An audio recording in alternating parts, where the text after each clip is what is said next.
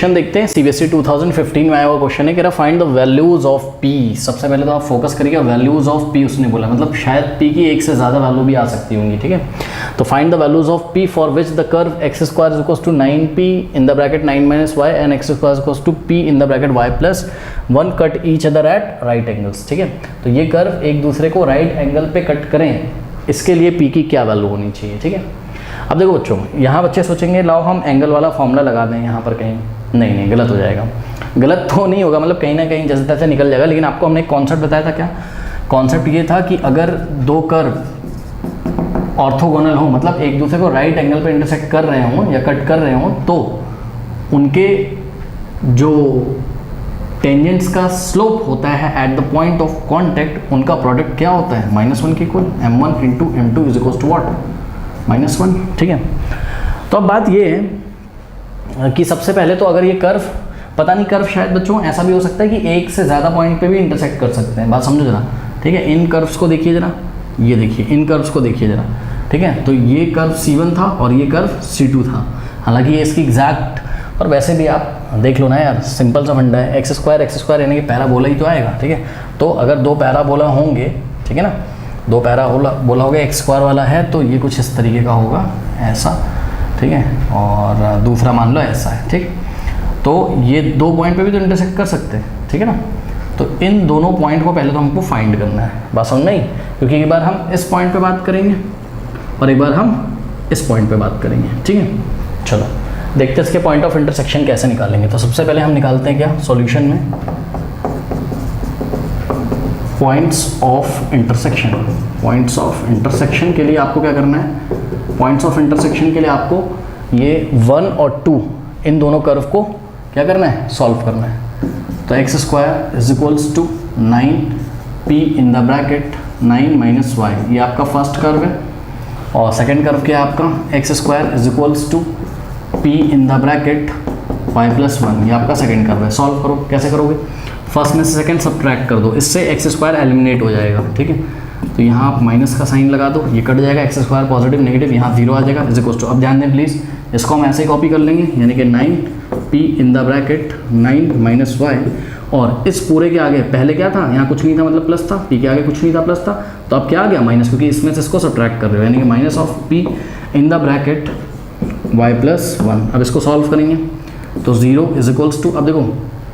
ये क्या हो जाएगा, 9 9 से 81, तो 81p और प्लस माइनस माइनस 9py, ठीक है, 9py और minus p into Y py और minus plus minus p, correct. तो ये हो जाएगा आपके पास क्या, ये हो जाएगा आपके पास यहाँ से अगर हम इसको सॉल्व करें तो 81p और माइनस p 80p हो जाएगा, तो ये हो गया 80p, और माइनस 9p और माइनस, देखो py इसके पास भी इसके पास भी है, माइनस माइनस क्या हो जाएगा प्लस, यहाँ py के आगे कुछ नहीं लिखा तो हम 1 मान लेंगे, तो -1 और -9 माइनस 1 क्या होता है -10, यानी कि -10py हो गया, सही है। अब ध्यान से चेक करिए क्या कि इस 10py को आप इधर ले आओगे तो पॉजिटिव हो जाएगा, यानी कि 10py is equals to 10py इधर आके पॉजिटिव हो गया, इज इक्वल्स टू 80p। अब देखो p से p आप काट सकते हो, हाँ, क्योंकि p में ये लीनियर है, बात समझो जरा, p में क्या है ये लीनियर है, p कोई कांस्टेंट है यार, p कोई नंबर होगा, p कोई नंबर होगा, जो भी पता नहीं है हमको पता चल जाएगा। तो dividing by p both side कर दो, यहाँ भी p से यहाँ भी p से डिवाइड कर दिया, ये कैंसिल हो गया, तो 10y इज इक्वल्स टू 80, कितना हो गया 10y इज इक्वल्स टू 80। अब 10 से डिवाइड कर दो, लेफ्ट में भी राइट में भी, ये कट जाएगा, तो ये कितना आ गया 8। तो y की वैल्यू कितनी आ गई, y की वैल्यू आ गई आपकी 8, ठीक है। तो y की वैल्यू अगर 8 आ गई स्टूडेंट्स, तो हम x की वैल्यू भी निकाल सकते हैं, चाहे इक्वेशन 1 से निकाल लें, मतलब कर्व 1 से निकाल लें, चाहे कर्व 2 से। तो putting y is equal to 8 in 1 in curve 1 में हम y is equal to 8 put करते हैं, तो क्या हो जाएगा X square is equals to 9p in the bracket, ये क्या लिखा है 9 माइनस 8, क्यों y की वैल्यू क्या है 8 है। इसको थोड़ा सा अगर हम सॉल्व करें तो क्या हो जाएगा X square is equals to 9p into 9 81p, okay 81p और माइनस 9 8 9 जा 72p, करेक्ट। ये आ जाएगा आपके पास क्या X square is equals to, हाँ भाई 81 माइनस 72, 11 माइनस 2 क्या आ जाएगा 9, तो ये आ गया आपके पास 9p, यानी कि यहाँ से अगर हम निकालना चाहें तो x is equals to what square हटाओगे तो उसके ऊपर स्क्वायर रूट लग जाएगा, यानी कि स्क्वायर रूट ऑफ 9p और आगे प्लस माइनस भी हम लगाएंगे, x की 2 वैल्यूज आएंगी। आपको मैंने ग्राफ में भी दिखाया है कि शायद ये पैराबोला जो है, क्योंकि ये भी पैराबोला की इतना तो पहचान में आना चाहिए आपको, x का स्क्वायर हो कहीं या कहीं y का स्क्वायर हो तो वो कैसा होता है, पैराबोला होता है, ठीक है। तो ये पैराबोला शायद 2 पॉइंट पे इंटरसेक्ट कर रहा हो, और ध्यान चेक करो अगर 2 पॉइंट पे कर रहा होगा, ठीक है, और ये एक्स स्क्वायर है यानी कि y के अबाउट सिमेट्रिकल होगा, इसका ग्राफ ऐसा नहीं होगा, ठीक है, इसका ग्राफ कुछ ऐसा होगा, ये देखो ये ऐसे, अरे ऐसा कुछ होगा ना, मैं रफली बना रहा हूँ, ये y एक्सिस के सिमेट्रिकल होगा क्योंकि y की पावर 1 है, यहाँ पे भी y की पावर 1 है, ठीक है। तो एक बार यहाँ इंटरसेक्ट कर रहा होगा कहीं, ये हटा दो, ये तो मैंने कोऑर्डिनेट एक्सिस ऐसे ही बना दी थी, कोई असली ग्राफ तो है नहीं है, ठीक है। तो एक बार यहाँ इंटरसेक्ट कर रहा होगा और एक बार यहाँ इंटरसेक्ट कर रहा होगा, तो ध्यान से चेक करो, ये दोनों जो पॉइंट हैं, ठीक है ना, तो इन दोनों पॉइंट के लिए y क्या होगा, सेम, क्योंकि इनके x अलग अलग होंगे ना, ऐसे चेक करो, अगर इधर x एक्सिस है इधर y एक्सिस है तो दोनों के लिए y क्या है, सेम है, ठीक, बट दोनों के x अलग अलग होंगे, तो दोनों के लिए जो y होंगे वो कितने हो जाएंगे आपके, y तो जो हमने निकाला था वो 8 हो जाएगा, ठीक है, लेकिन x की 2 वैल्यूज आएंगी, क्या क्या, ध्यान से चेक करो, x is equals two plus minus, हाँ भाई, इसका मतलब क्या है, स्क्वायर रूट ऑफ 9 तो 3 हो जाएगा और square root of p square root of p ही रहेगा, यानी कि x की 2 वैल्यूज हैं क्या, प्लस 3 रूट p, तो एक तरफ है इसकी वैल्यू 3 रूट p पॉजिटिव और एक तरफ x की वैल्यू क्या, माइनस 3 रूट p नेगेटिव, तो ये 2 पॉइंट आपको निकल के आए हैं, ठीक है। तो दीज 2 पॉइंट मतलब क्या लिखेंगे हम, the curves C1 and C2 intersect at 2 points, कौन कौन से पॉइंट्स हैं, फर्स्ट पॉइंट है आपका -3 रूट p, 8, करेक्ट, एंड दूसरा पॉइंट है आपका प्लस का 3 रूट p, 8, ठीक है, इतना नोट करिए, फिर आगे करते हैं। तो स्टूडेंट देखा आपने कि इनका इंटरसेक्शन पॉइंट आए, 2 पॉइंट आए, इसका नाम मैंने P रखा, इसका नाम मैंने Q रखा। सबसे पहले मैं क्या सोचता हूँ, मैं सोचता हूँ कि पॉइंट P पे जो टेंजेंट्स होंगे, ठीक है ना, पॉइंट P पे जो टेंजेंट्स होंगे, ये सपोज कर्व 1 है और ये सपोज कर्व 2, ये कर्व 1 कर्व 2, कर्व 1 पे टेंजेंट ऐसे रहा होगा,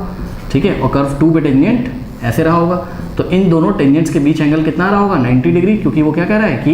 इन दोनों कर्व्स को क्या होना है, ऑर्थोगोनल होना है, ठीक है ना, यानी कि हम m1 इंटू m2 क्या करेंगे,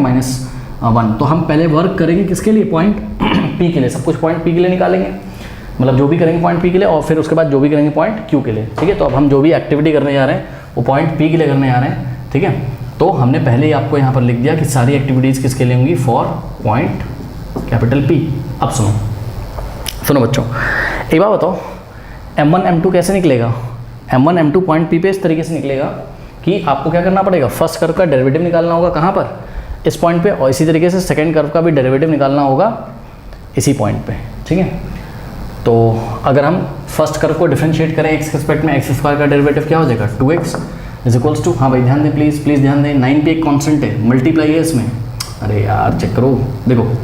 सुनो, अब बच्चे समझ नहीं पा रहे हैं इसको, एक काम करते हैं, ज़्यादा टेंशन की कोई बात नहीं है, इसको थोड़ा सा सिंप्लीफाई कर लो, x square is equals to, हाँ भाई 9 9 सा 81, तो 81 p हो जाएगा, ये 9 9 सा 81 और p, और प्लस माइनस यानी कि 9p, अब सही है, p एक नंबर होगा जो अभी नहीं पता चला है, अभी पता चलेगा, रुक जाओ, इसी को तो हमको फाइंड करना है ना, तो 81 इंटू p भी एक नंबर होगा, कॉन्स्टेंट होगा, तो अगर हम both side differentiating with respect to x करें तो एक्स स्क्वायर का डेरिवेटिव x के रिस्पेक्ट में 2x, और ये पूरा नंबर है तो इसका हो जाएगा 0 माइनस 9p, y में मल्टीप्लाई है तो ऐसे ही रहेगा, y का क्या हो जाएगा, dy/dx हो जाएगा, ठीक है, बात समझ में। अब इसको भेज दो इधर तो पॉजिटिव हो जाएगा, 9p का साइन आगे कैसे था, नेगेटिव, इधर आएगा positive, 9p into dy/dx is equals to, 0 से कोई मतलब नहीं है, 2x को राइट में भेजो तो ये नेगेटिव हो जाएगा, ठीक। अब यहाँ से dy/dx आपने निकाला तो dy/dx आया आपका क्या, -2x अपॉन 9p, तो ये क्या स्लोप आया, अभी नहीं, स्लोप क्या होता है, dy/dx at the given point, यानी कि यहाँ पर हमारा x आ रहा है, y तो आ ही नहीं रहा है, तो इस पॉइंट का जो x एक्सिस वाला है कोऑर्डिनेट, x कोऑर्डिनेट, वो हम यहाँ पुट कर देंगे, ठीक है। तो ये हो जाएगा -2 इंटू एक्स की वैल्यू क्या रखोगे आप, -3 root p upon 9p, correct, minus क्या हो जाएगा, प्लस हो जाएगा, और 2 3 क्या होता है, 6 root p upon 9p, correct, और 3 2 और 3 3 यानी कि आ जाएगा आपके पास क्या, आपके पास आ जाएगा 2/3 और root p upon p, 2/3 into root p upon p, ये आ गया आपका किसका स्लोप, टेंजेंट T1 का, ठीक है। तो m1 आपका कितना आ गया, m1 आ गया आपका क्या, m1 आ गया आपका 2/3 into root P upon P. अब इसी तरीके से हम m2 निकालते हैं, ठीक है। तो m2 निकालने के लिए आपको क्या करना पड़ेगा, आपको सेकंड कर्व की जो सेकंड कर्व की इक्वेशन दी हुई उसको डिफरेंशिएट करना पड़ेगा x के रिस्पेक्ट में, और उसमें आपको क्या रखना पड़ेगा, ये x की वैल्यू। अभी हम पॉइंट p पे फोकस कर रहे हैं, फिर हम बाद में पॉइंट q के लिए ठीक इसी तरीके से करेंगे। अच्छा, एक चीज़ और हम कर लेते हैं, क्या हम कर ये लेते हैं कि जो हमारा dy बाई dx आया है, ठीक है, फर्स्ट कर्व से, उसको हम सुरक्षित रख लेते हैं, अभी हमारा काम आएगा। तो dy बाई dx जो आया है फर्स्ट कर्व का, वो आया है आपका कितना, -2x अपॉन 9p। इसको अभी ऐसे ही रख लो, ठीक है। चलो अब सेकेंड इक्वेशन को, कर्व की सेकेंड इक्वेशन को डिफरेंशिएट करो, तो ये क्या हो जाएगा, पहले थोड़ा सा सॉल्व कर लो। ये हो जाएगा आपका x square is equals to p into Y, P Y plus p into 1p। तो ये हो जाएगा 2x is equals to p, ऐसे ही रहेगा, y का डेरिवेटिव x के रिस्पेक्ट में dy बाई dx, और p एक नंबर है तो उसका डेरिवेटिव कितना हो जाएगा, 0। अब ये p नीचे चला जाएगा तो dy बाई dx आ जाएगा आपके पास क्या, 2x upon p। Now x की वैल्यू क्या रखनी है आपको, x की वैल्यू रखनी है आपको ये, यानी कि -3 रूट p पे x is equals to -3 root p पे। यहाँ पे भी हम लिख देंगे x is equals to -3 root p पे हम निकाल रहे हैं, तो क्या आ जाएगा, ये आ जाएगा 2x की वैल्यू क्या रखनी है, -3 root p, okay, upon p, correct. तो हो जाएगा 3 अपॉन में कितना है, अपॉन p है ना, चलो p अपॉन में तो कटेगा नहीं, ये हो जाएगा 2 3 ज़ा 6, यानी कि -6 और रूट p अपॉन p। बात समझ में आ गई, ठीक है। और हम एक काम करते हैं क्या, कि ये जो dy बाई dx आया है हमारा सेकंड कर्व का जो डेरिवेटिव आया है, वो हम निकाल के रख लेते हैं, अभी हमारे काम आएगा, क्योंकि पॉइंट q पे भी हमको काम करना है। तो dy बाई dx आया कितना, 2x अपॉन p। तो ये आया था हमारा 2x अपॉन p आया सेकंड कर्व के लिए डेरिवेटिव, ठीक है। तो dy by dx at x is equals to -3 root p, ये क्या आया, ये आपका m2 आ गया। तो m2 आ गया आपका कितना, m2 आ गया -6 root p upon p। Now अब क्योंकि बोला जा रहा है कि ये दोनों कर्व क्या है, ऑर्थोगोनल है, 90 डिग्री पे कट कर रहे हैं, इसलिए m1 into m2 is equals to हम क्या रखेंगे, -1, और वहाँ से हम p की वैल्यू निकाल पाएंगे, ठीक है। तो आइए कोशिश करते हैं।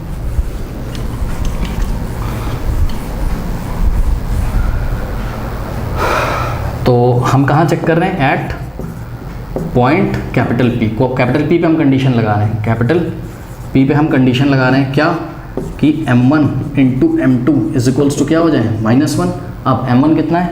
m1 है आपका 2 upon 3 into root p upon p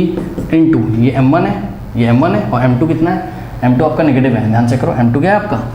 negative है, तो ये 6 के सामने वाला माइनस मैंने यहाँ लगा दिया, तो 6 रूट p अपॉन p और इज इक्वल्स टू में -1, ये माइनस से ये माइनस गया, ठीक है। और ध्यान से चेक करिए क्या, कि 3 1 ज़ा 3 और 3 2 ज़ा 6, 2 2 ज़ा क्या होता है 4, root p into root p, ऊपर p हो जाएगा और नीचे p इंटू p का स्क्वायर हो जाएगा, इज इक्वल्स टू 1, ओके। चलो बहुत बढ़िया। अब अगर आप चाहो यहाँ से तो p की आप 2 वैल्यूज़ निकाल सकते हो, ठीक है, p की 2 वैल्यूज़ आप निकाल सकते हो, और चाहो तो p से p को आप कैंसिल कर दो, क्योंकि p एक नंबर है यार, ठीक है, p से p को आप कैंसिल भी कर सकते हो। फिर भी p स्क्वायर को अगर आप उधर भेजो तो क्या हो जाएगा, 4p is equals to p square, correct, 4p is equals to p square. तो एक p से p अगर काट दो तो सही है, अगर नहीं काटना चाहते तो 4p को उधर भेजो 0, यानी कि p स्क्वायर माइनस 4p, फिर यहाँ से आप यानी कि p square minus 4p is equals to 0 आ रहा है ना, तो p की अगर आपने p कॉमन लिया तो क्या हो गया, p minus 4 is equals to 0, ठीक है। अब सुनो देखो बच्चों, ध्यान से ज़रा चेक करो क्या, कि यहाँ से या तो p क्या आएगा, 0 आएगा, और या तो p माइनस 4 अगर 0 होगा तो p की वैल्यू 4 होगी। एक्सेप्टेबल कौन सी है, p इज इक्वल्स टू 4 है, ठीक है ना। क्यों, क्योंकि p की वैल्यू 0 नहीं हो सकती है, पता क्यों नहीं हो सकती, सोचो अगर p 0 हो जाएगा तो फर्स्ट कर्व का इक्वेशन भी क्या बन जाएगा भाई, अगर p की वैल्यू क्या हो जाएगी 0, तो X square equals to 0, first curve भी एक्स स्क्वायर इक्वल्स टू 0 हो जाएगा, और सेकंड कर्व भी क्या हो जाएगा, एक्स स्क्वायर इक्वल्स टू, अगर p की वैल्यू तुम 0 ले लोगे तो सेकंड कर्व भी एक्स स्क्वायर इक्वल्स टू 0 होगा, तो दोनों कर्व तो सेम हो गए, और दोनों कर्व अगर सेम हो जाएंगे, दोनों कर्व की जो इक्वेशन है वो क्या हो जाएगी, सेम हो जाएगी। तो दोनों कर्व अगर सेम हो गए तो भैया इंटरसेक्ट कहाँ करेंगे, सेम कर्व अपने आप को थोड़ी ना इंटरसेक्ट करता है, बात समझ आई। इसलिए p की वैल्यू 0 आपकी नहीं हो सकती है, तो आपका क्या आ गया, p इज इक्वल्स टू क्या आ गया आपका 4 आ गया, ठीक है। अब इसी तरीके से आपको कंसीडर करना है किसको, पॉइंट q को, और जब आप पॉइंट q को कंसीडर करोगे तो कोई नई चीज़ नहीं होगी मेरे ख्याल से, जो m2 था वो m1 बन जाएगा और जो m1 था वो m2 बन जाएगा और वापस से आपके p की वैल्यू वही आएगी, क्या आएगी 4 आएगी। आइए आपको दिखाते हैं, मैं भी कोशिश करता हूँ कि क्या होगा यहाँ पर। देखो फिर से अब हमको पॉइंट Q कंसिडर कर रहे हैं, तो फॉर पॉइंट Q जो भी करेंगे पॉइंट Q के लिए करेंगे। तो फर्स्ट कर्व का डेरिवेटिव क्या था dy/dx, तो m1 कैसे निकलेगा, इस dy/dx में x की वैल्यू हम कितनी रख देंगे -2/9p और x की जगह क्या रख दोगे, x की जगह आप 3√p रख दोगे। तो यहाँ हमने रख दिया 3√p, चेक करते हैं क्या होता है। और इसी तरीके से m2 अगर हम निकालें, ठीक है, तो m2 क्या हो जाएगा, जो सेकेंड कर्व का डेरिवेटिव था आपका ये 2x/p, तो उसमें x की जगह आपको क्या रखना है, ये x कोऑर्डिनेट रख देना है, ठीक है, यानी कि 3√p। बात समझ में आई। अब क्या करना है, तो 2 × 3√p और 2 ऐसा, तो ये हो जाएगा आपके पास 3 1 जा और 3 3 जा, यानी कि हो जाएगा आपके पास -2√p/3p और m2 is equals to what 6√p/p, ऐसा कुछ, ठीक है ना। तो जो मैंने बोला था शायद वही हुआ, नहीं वो तो नहीं हुआ, साइन चेंज हो गया, ठीक है। पहले m1 कैसा आ रहा था +2/3, अब कैसा आ रहा -2/3, m2 कैसा आ रहा था -6, अब पॉजिटिव आ रहा है। तो कोई टेंशन तो है नहीं यार, अगर तुम इसको उठा के मल्टीप्लाई करोगे m1 × m2 -1 अगर करोगे m1 × m2 -1, क्यों, क्योंकि वो क्या कहना चाहते हैं कि कर्व क्या हो, ऑर्थोगोनल हो, मतलब यहाँ जो टेंजेंट होगा और यहाँ जो टेंजेंट होगा इसके बीच में एंगल कितना है 90 डिग्री है, ठीक है। तो m1 × m2 is equals to -1, तो m1 कितना है आपका 2 कितना है यार, m1 है आपका -2√p/3p इंटू m2 कितना है, m2 है 6√p/p इज इक्वल्स टू -1, तो ये माइनस से माइनस आपका गया, ठीक है, 3 1 जा और 3 2 जा, 2 2 जा क्या हो जाएगा ऊपर 4 हो जाएगा, 4 और √p का स्क्वायर इज इक्वल्स टू 1, वापस वैसे ही आ गया, सॉल्व कर लीजिएगा। फिर से p की दो वैल्यूज आएंगी, एक आएगी 0, एक आएगी आपकी कौन सी 4, और p की वैल्यू 0 हो नहीं सकती है, ठीक है, चेक कर लो, ठीक है। ये हो जाएगा क्या 4p is equals to p² into 1 p², और ये उधर जाएगा is equals to what p² -4p, okay. तो ये हो जाएगा क्या 0 is equals to p common ले लो तो p -4, हाँ वही वैल्यूज आएंगी, कोई इसमें दिक्कत नहीं है, ठीक है। तो p की आपकी दो वैल्यूज आएंगी और p इज इक्वल्स टू 0 हो नहीं सकता है, क्यों, क्योंकि अगर p 0 हो जाएगा तो दोनों कर्व सेम कर्व होंगे, जो कि पॉसिबल नहीं है। तो p की रिक्वायर्ड वैल्यू क्या है 4 है, कर लीजिए।